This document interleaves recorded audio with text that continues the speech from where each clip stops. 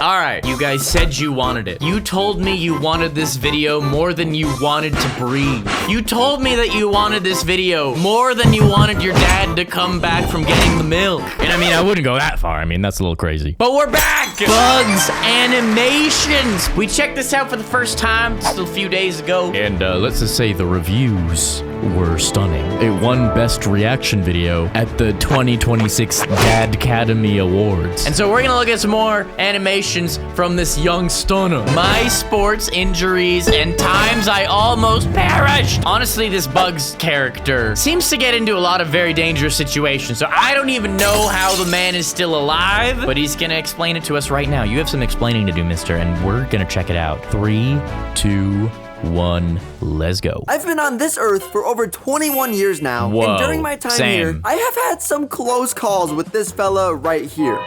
Oh no. I would be lying if there hadn't been some days where the Grim Reaper was having a little bit too much fun, as I could feel his presence during some of my most near-death experiences, which is what I'm going to be telling you all about today. Let's go. One of those deathly experiences involves myself jumping out of a plane. What? Which I'll get to later. I want to start this video off by sharing some subtle moments where death was with me that day. I was in high school at the time, and like most high schoolers, I was a new driver. But something to know when you're new to driving is that your brain isn't fully calculated yet to remember basic functions like stopping at stop signs. No. That needs to be calibrated before you're driving on the road. The stop sign thing is something you should pick up before you're driving. Maybe, you know, the 16 years of being in cars and seeing other people stop at stop signs, that should solidify what a stop sign is. But hey, driving is hard when you're new, I get it. You could probably see where this is going. I was in the car with my older brother, my friend, and Death, as I was the one driving over to a friend's house that evening. We were feeling good. Music was blasting, windows down, and even had some fast food with us as we were chowing down the chicken sandwiches. And that was when a very obvious red light was approaching. But my brain, which wasn't quite fully calculated to this new experience of driving, had completely disregarded the fact that this light was, in fact, red. You shouldn't be driving then. I didn't even comprehend what's approaching, aka the blatant red light in front of me. No! It was too late. Wait. Was that a red light? Dude, yeah, I think you're right. Bugs, oh, no. You just ran a red light. Dude, oh my gosh. What's that? I totally just ran a red light. I really don't know what just happened right there. I'm sorry, you guys. Oh my gosh, that was awesome! You are so lucky I didn't spawn people there earlier today. Honestly, homie would not last a second in Thailand, honestly. It's just people weaving in and out with bikes and stuff. Because in America, unless there's a stoplight or a sign or whatever, you can be pretty confident that you only need to worry about what's in front of you. But in Thailand, and a lot of other countries, not just Thailand, obviously, but this is what I experienced. You're not just looking in front of you. Something can dart out from either side at any point, and that's completely legal. That can just happen as part of, no, it will happen every 5 seconds when you're driving. Very different experience. So if a red light almost ended this dude's life, I cannot imagine what normal traffic in certain parts of the world would do. Have you ever been in one of those situations where you almost get in a car crash and then you're forced to lock in and no one makes a single peep of noise? Not even the radio? Well, that's exactly how the tone shifted immediately after I ran that red light. We all took the time to ponder the what-ifs of the situation that just occurred. Like, dude, what if a car was coming from the other direction? Yeah, man, like, if a car was coming from the other side, you'd be in a black void right now. We were crossing, dude, we could have got hit and died. And it would have been awesome! No! Safe to say, we made it to our friend's house, but not without a little adrenaline running through our veins as the touch of death just missed us. Yeah, spooky. Thanks for the ride, you guys. I'll see you. Hey, you go to your room! Who is that guy, by the way? Wait, what? I thought you guys knew him. It wasn't long before death returned, this time in a much more laid-back manner. I was on a summer vacation, much younger at the time, where I was staying on a lake with some of my family Whoa, members. Death visited you when you got your driver's license and then revisited you in the past? I did not know this guy was a time traveler. This is very impressive. Where I was staying on a lake with some of my family members. My older cousin and I were chilling down at the dock as he was watching little old me swim around in case, you know, I drowned. And no, Good. it wasn't drowning that almost killed me that day. I got out of the water and marched down the dock to chat with my cousin. Without watching my step, while my back was facing toward the water, my feet were hanging off the mirror edge of the dock. Right behind me, sitting in the water, was an old rusty metal boat that had a sharp, pointy tip at the end of it. Okay. I was like, what? Are there sharks all over the water? How could this be dangerous? Okay, now I know. I didn't know that you guys were on vacation next to the Black Pearl. It wasn't long before chaos emerged. I unexpectedly lost my balance and started to fall straight backwards. The back of my head was headed right for the sharp edge of the boat beneath me. And seconds, actually more like milliseconds before my head was about to be speared by a boat, my cousin activated his spidey senses and grabbed my arm, saving me from what could have been my last swim ever. Oh my gosh. What a catch! The forever swim. Excellent. I mean, any later, he would have died. We wouldn't want that to happen. Catch him from falling. Well, anyways, you guys, I'll be seeing you later. Okay. Dude, do you know that guy? It's complicated. On the Okay. I'm digging this guy's script writing, honestly. I like this style. This is a slightly different style of storytelling than what we've seen from some of the other animators, and I dig it. I do dig Bugs' silly style. Dude, do you know that guy? It's complicated. On the topic of swimming, let me tell you about the time where I almost actually drowned. Now, this wasn't any ordinary drowning story that you might be envisioning in your head. It was much worse. Let me explain. I was at a water park with some neighbor friends of ours, and we had just got done going down a ride with an inflatable tube. My neighbor friend had gone first, and then I went second right after him. I made it out alive! Wow. Or so I thought. As I made my way toward the stairs in order to leave the pool that was at the bottom of the ride, the water jets in this pool had caused a huge current. A current so big that as I was climbing the stairs to exit the pool, it swept me off my feet as my body then got wedged under the metal handrail placed on the stairs. The current felt like a strong magnet, as I didn't have the strength to pull myself up from the water. I'm tired. I wonder which animator friend he found that sound effect from. I'm tired. I was trapped, and this is when the panic started to set in. My neighbor nearby heard me thrashing around in the water as he came running to the rescue to save me. Oh my goodness. He's mine! He's mine! No, not today, Satan! Not today. Never! You better let go right now, dude! Yeah, dude! You better let go of my out of friend! the pool as I was left trying to catch my breath while on the cement ground of the water park. Ow. At this point, a crowd had gathered around, and it was not my proudest moment. Die! We've all been there. Yes! Die! What's your guys' problem? Can a man not just have some fun around here? What just happened? He's alive! Wow. Woo! All right. I'll be seeing you. No, later. you're not welcome But here. it wasn't long before I faced death one last time. Let me tell you how I ended up here. Now, skydiving was never on my bucket list. Don't ask me why I thought it was a good idea to throw myself out of a plane with a parachute. Do you really think a guy who sits in his bedroom making YouTube videos is made for doing things that the regular Red Bull athlete does? Of course. A regular Red Bull athlete. Well, hey, you just started making YouTube videos. Let's not act like that's what you always sat in your room doing, okay? But great news, most YouTube people are crazy. And so yes, we do find ourselves in situations that the average person doesn't find them in because we're crazy. And jumping out of a plane, listen, it happens. I used to think that I would be comfortable doing skydiving sometime. I used to think that, and I'm like, no way. There's no way that I could do that now. There was a time when I was like, I could do it, but I don't know. I don't think it's that I'm less brave. I think it's just that I value my life more. I think that's the main difference. My friend gave me a call on a random Tuesday afternoon and brings up a genius idea out of nowhere. Yo, man, I've been thinking, let's go skydiving. Dude, I am not going skydiving. Alrighty, you ready to do this thing? Yeah, man. Yes, Quick question. Cleonidas. Are you scared? Yeah, I am. It's always possible that we could both die. Wait. Yay! 3, 2, 1.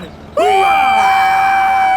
Now, let's rewind just moments before this took place. You know, me jumping out of a plane. I was with my instructor as he was preparing my parachute. That looks like a man who was born for the skies. This looks like a parachute instructor. You know how with certain jobs, you can just get away with looking a certain crazy way that you normally could? Like, for example, as a YouTuber, I can have this hair and you'll be like, oh, that's a YouTuber. He has that hair. You look at this guy and you're like, oh, this guy drinks smoothies made out of roots that he dug up in the morning and he's a skydiving instructor. Those are the two requirements to have this kind of hair, you know? I was with my instructor as he was preparing my parachute in front of me. Literally the thing that keeps us alive. No. And while preparing the chute, the instructor had a puppy who should not have been there. I kid you not. This dog was playing tug of war with the rope of my parachute. And the instructor wasn't even batting an eye. So that's the thing about rocking this look. It also comes with a certain level of c'est la vie. Some situations come up and you don't really think about the consequences. And this is one of those moments. The instructor wasn't even batting an eye. Like, bro, my life is in this dog's hands. And I need you to stop acting like my lifeline is a chew toy.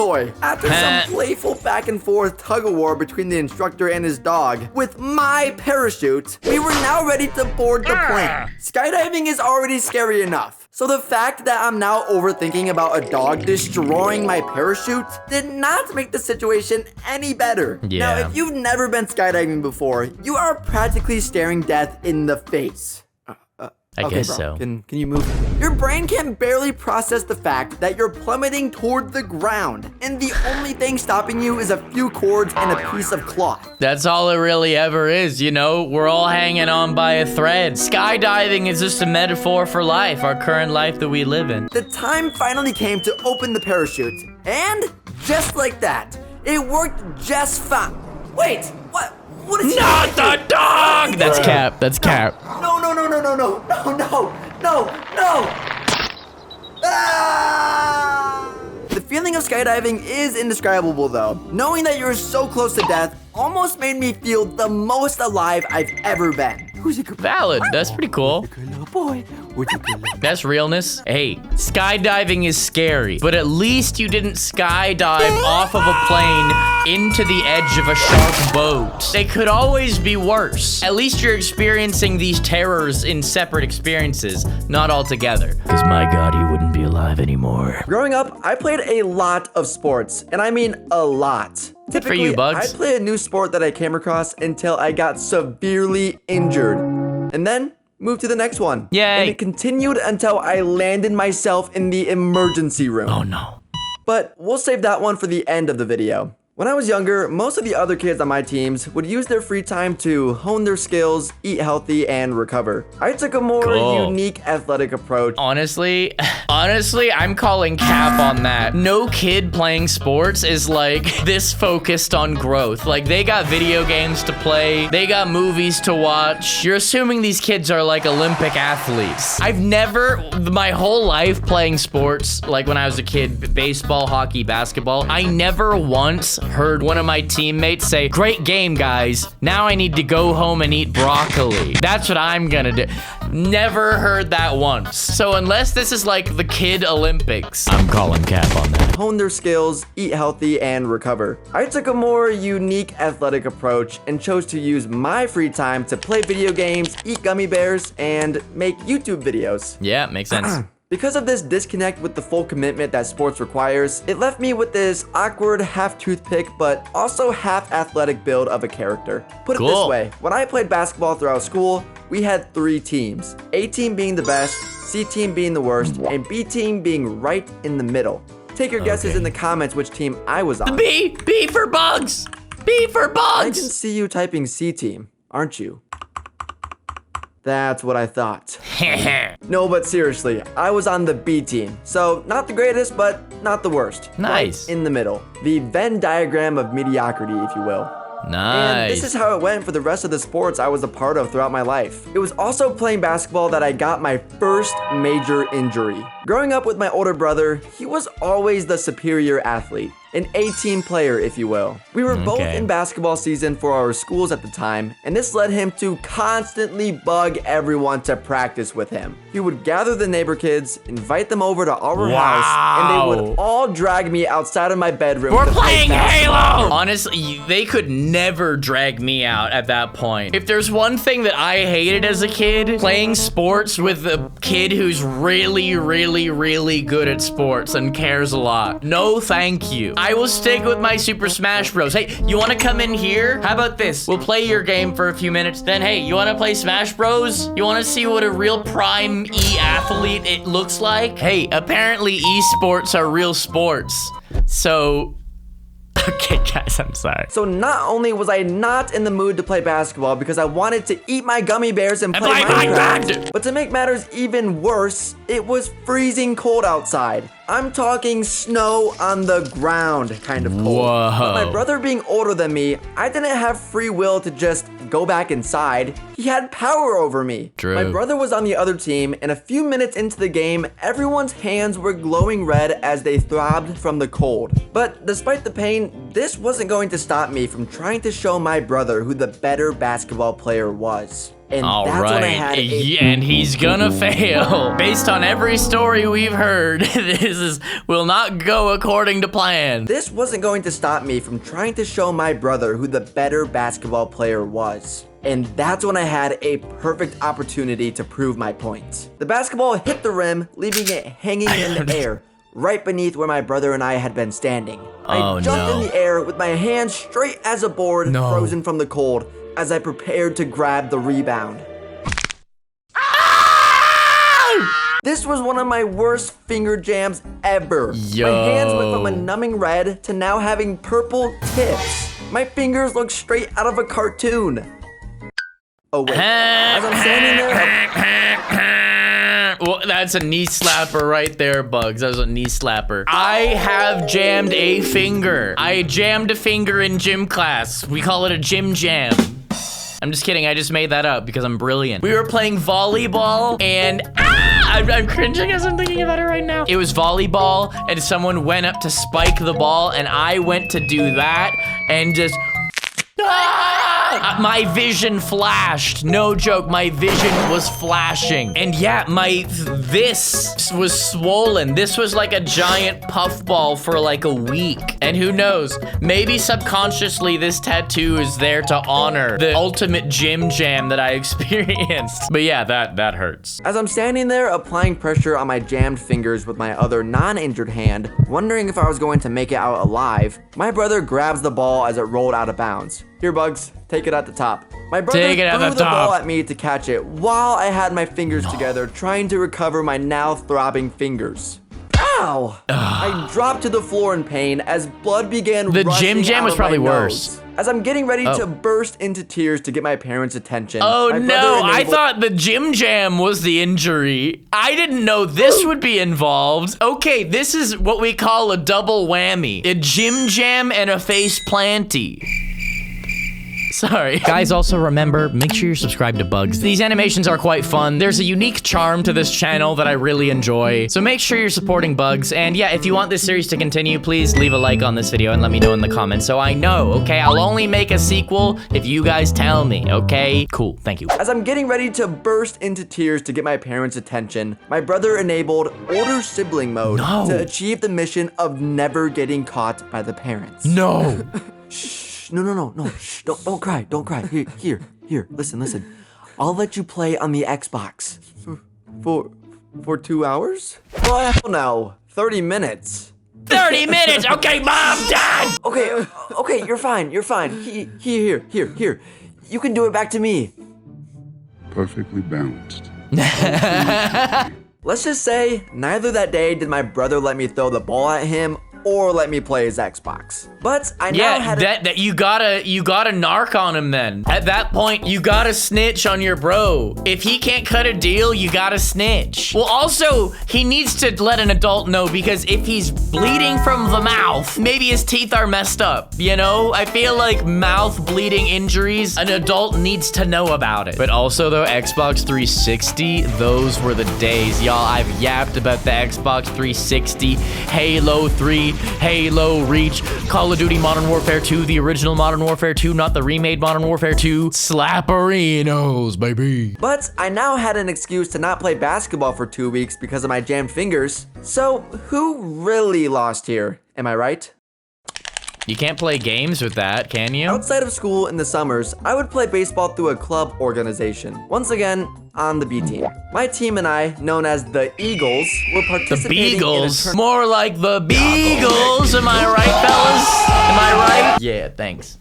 Thanks, guys. I know I can count on you to dap me up after an absolute knee slapper like that. The Eagles were participating in a tournament one weekend. We gathered around the venue as the event coordinator started to draw teams at random out of a hat as a way to create matchups. It felt like the Hunger Games, but for baseball. As we waited for our team name to be called, all of us had been aware that one of the opposing teams, known as the Pirates, had the fastest pitcher in our league, and there was fastest a chance gun in the we may have West to go up against them. And the last thing you ever want is to get hit with a baseball by a pitcher that throws fast. That's Sergeant Daryl, fastest gun in the West. Sheriff Daryl. Cheryl is what we actually call him for short. The fastest gun in the West. I used to play baseball and I used to pitch. I can throw a ball real fast. Real fast. I know what it feels like. I made a kid cry. I have made kids cry by pitching in baseball, no joke. When I was a kid, just to be clear, I was also a kid and I made kids cry by hitting them with baseballs unintentionally. Listen, you don't pitch it straight every single time, you know, especially as a kid. Anyways, they were babies, whatever. The last thing you ever want is to get hit with a baseball by a pitcher that throws fast. True. The Eagles. You'll be playing against... let me see. The Fast Boys. You'll be playing against the Pirates. Wait. As we settled into the dugout warming up for our game, all we could focus on was this guy practicing his pitches. Whoa, crazy. The game had begun and our team was selected to bat first. As you can see, the odds were really in our favor that day. Our coach sat us down and gave us a pep talk before we started. All right, guys, I know this pitcher is throwing awfully fast, but you all need to go out there But and, I know something faster than his pitch.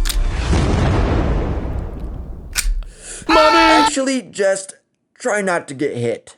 Slowly but surely, every batter struck out. I prayed that I wouldn't have to face the Atom Smasher. I sat there on the bench, trying not to make any eye contact with my coach so my name wouldn't be called next. No. Up next to bat, Bugs. Whoa. Okay, wait. If the kid can pitch this fast, why is he on the B team? Shouldn't he be on an A team and you shouldn't have to face him? Is this a plot hole that he filled that I'm not understanding? They do this stuff for a reason, right? If a kid is way better than all the other kids, they put him in a better team in a better league. The really, really good kids don't have to face the not so good kids. Isn't that how this works? I shuffled my way into the batter's box, standing as far away from the plate as I could. I looked over to my right and saw my parents in the stands watching me. And before I could even blink, the first pitch came right down the middle. Now, most of the time, I'd be disappointed in myself if I were to strike out. But in this case, all I could care about was survival. I was now preparing for the next throw as I heard my coach holler from the dugout. Bugs, Yeah, you're looking awfully far away from the plate. You need to move closer. Oh, no, no! Let him fly, boy. Famous last And once words. Again, being of young age, I hadn't unlocked free will at the time, so I moved closer, putting me right in the danger zone. And he was afraid of being called out again, so he went extra close. If there's one thing that is more uncomfortable for an anxious kid, is an adult telling you you're doing something wrong and you need to fix it. The last thing you want is for them to say it again, so you overcorrect. He probably was standing in front of the catcher at that point. The second pitch came hurling at me, and I mean at me. No, like, actually, the ball was coming at me. Now, in this situation, the regular protocol here is to back up out of the way. But I had no time to think and went with the best option I could think of. And this was to turn around. What was I thinking? I then If you had enough time to turn around, you had enough time to get away. That's just one of those moments. Tell me this doesn't just look like it's straight out of this. Ah! Ah! Ah! Ah! Okay, sorry. I forgot how long that section was. Yeah, this looks like Peter after he falls down the stairs. Now, before this game, my parents and I knew that I was already on the verge of quitting baseball as I wasn't enjoying the sport all that much. No. And let's just say that was the last straw. Yup, he's done with baseball. Yup, he's done. But hey, because I got hit, I made it to first base. So I guess you could say that that was one last good run. Even though I was an average athlete, I did in fact have one sport I played where I was actually not on the B team. Whoa. This being hockey. Take your guesses Hockey. which team I was on this time. A-team. All right, maybe me and this guy have more in common than I thought. As a true Canadian, I played hockey for my entire childhood and most of teenagehood. However, I was pretty much on the B team in Canada. But you know what's so crazy? I played on like a lower level team in Canada. We had a new kid join our team who was one of the worst players, like the bottom of the barrel in terms of Canadian hockey players. He moved to South Carolina and started playing hockey, and he was the MVP of the entire league. I am not kidding. Canadians are built different when it comes to hockey. You can't beat us at our own game. Hello friends, this is Editing Robert here. I know I talked a little crazy here, especially because I filmed this video like a few days before this happened. Yeah. Listen, Russians, you guys are amazing at hockey too. And let's be honest, there are a lot of amazing American hockey players. But for the most part, Canada, it's in our DNA. Yeah, I guess we lost. So I'm just saying, I would have been on the S team in at Bugs' school. Take your guesses which team I was on this time. Hey, that's pretty good. Now, where was I? Yes, for hockey, I was on the A team, aka much better than these two behind me. I think Idiots. everyone can agree that hockey is one of the more injury-prone sports out there. Yeah. You can get hurt in a lot of different ways. Slamming into walls, getting tripped and falling on the ice, or Yup. even fighting your opponent.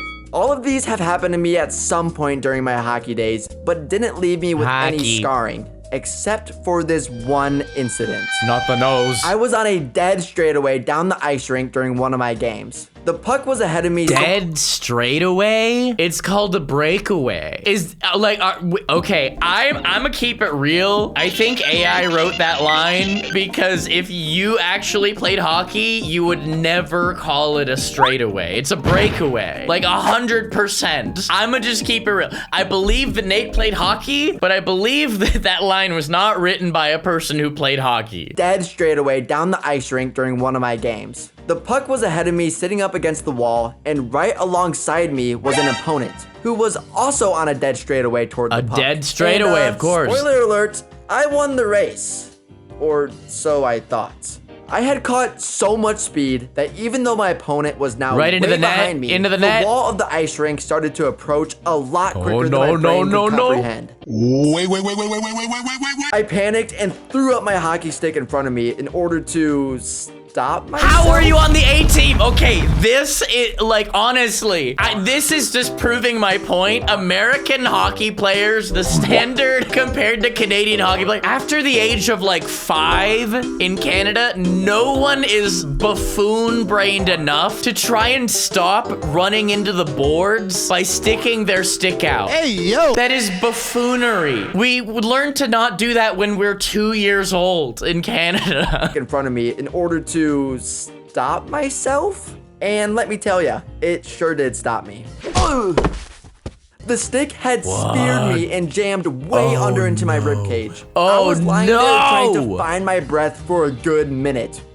Oh, that would be terrible. That is the one thing about that. That is a perfect accident because in hockey, that is like one of the only parts of your body that like isn't really padded. Like your shoulder pads will have some armor like around here, but you ain't really got much down here. So that would actually be bad. That would really hurt. Honestly, it would be pretty dangerous. I wish I had a more bad injury that went along with hockey, but nope, it was myself versus my own hockey stick. And last but not least, let me share with you how I ended up here. The emergency room. I think it's only fair I now talk about a sport where I had been a below average player. Rugby. The C team. Rugby. If you will. Rather, this sport wasn't a team sport. It consisted of a metal plank connecting 2 wheels and a handlebar. Yup. That's not us. I was once a scooter kid. Instead of doing all this sick tail whips and backflips, okay. I'm like, scooter isn't a sport, but I'm gonna keep it real. There's probably some scooter people who would be very offended. Okay, it's an extreme sport. Extreme. Is he gonna get a shinner over there, bud? is he about to spin that metal scooter around and give himself a nasty shinner, bud? Sorry, Cameron, leave all those in. They have to suffer just like you. Instead of doing all this sick tail whips and backflips, all I could do was pedal and shinner. Bunny hop?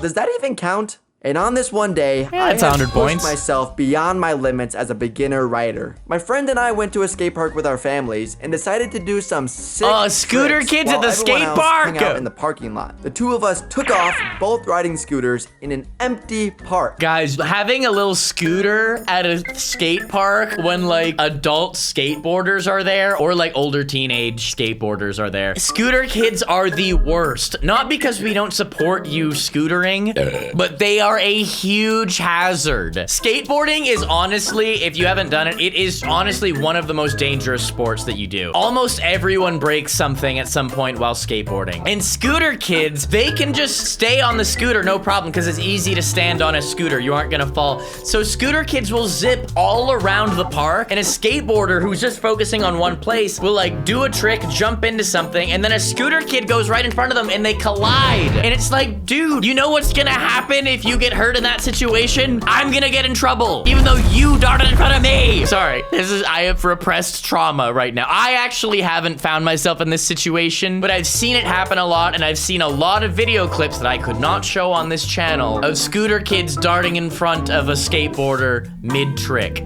Not good. Both riding scooters in an empty park. Now, the older friend I was with was a much better scooter rider than I was. He had been doing all of the cool tail whips and 360 tricks that I aspired to learn. And so he became my teacher tricks that you day, can do. and I was the young Padawan. You must unlearn what you have learned. He started off by showing me some of the basics. How to get my jumps higher, how to wheelie, and even a back 180. I was really getting a hang of That's things. kind of cool. You're doing a great job. But in order to become a scooter Jedi, there's one last trick that you need to learn. I don't like the Star Wars. See, this also, like, skateboarders would not. This is how we separate the scooter kids from the skaters. If someone comes up holding a skateboard and starts making all these Star Wars similes to riding, you're a scooter kid in disguise. Get out. You are a scooter kid sent to infiltrate the Brotherhood, okay? And I'm on to your deceptions. And so, as a young Padawan, I followed by his side as we made our way to the top of the ramp. All right, here's what you need to do. Watch closely. All right. And let me Not tell the you, ramp. this ramp was high, above normal height. But my dedication Dropping to in is improve very was dangerous. not going to be stopped by my fear. See? Not too bad. Give it a shot. Okay, all right. Dropping 3, in is such a dangerous thing to do. Here I If you don't know how to do it.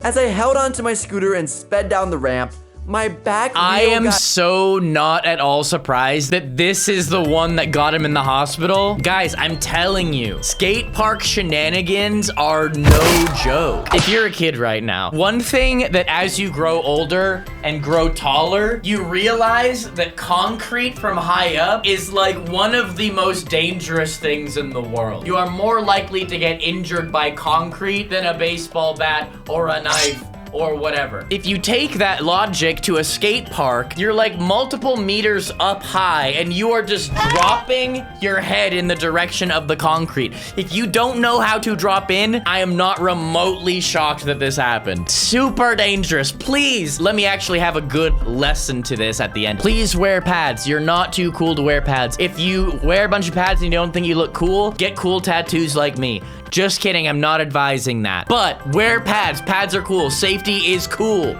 I'm very serious about that. As I held onto my scooter and sped down the ramp, my back wheel got stuck on the half pipe, causing my body to fly over the handlebars and launched me headfirst with nothing to stop myself except the ground below. I had no time to react to the fall, and instead of using my hands to brace my impact, I used my chin instead. So not only did I now have a huge gash on my chin, but I was now left unconscious at the bottom of the ramp. Oh no! My friend hurried me over to both of our families, where I was then rushed to the hospital to fix up my chin with a few stitches. Wow. And for the just people that showed stitches? up, I was like, oh, this guy's jaw is about to be wired shut and he'll be sipping liquids through a straw for the next month. Stitches? Okay. Way less crazy than I mean, that could have been way worse. You're lucky you didn't shatter something. And for the people that showed up to the skate park after I had just been rushed to the ER, I just know that their skate session was automatically ruined once they saw the amount of blood that was left covered on that ramp.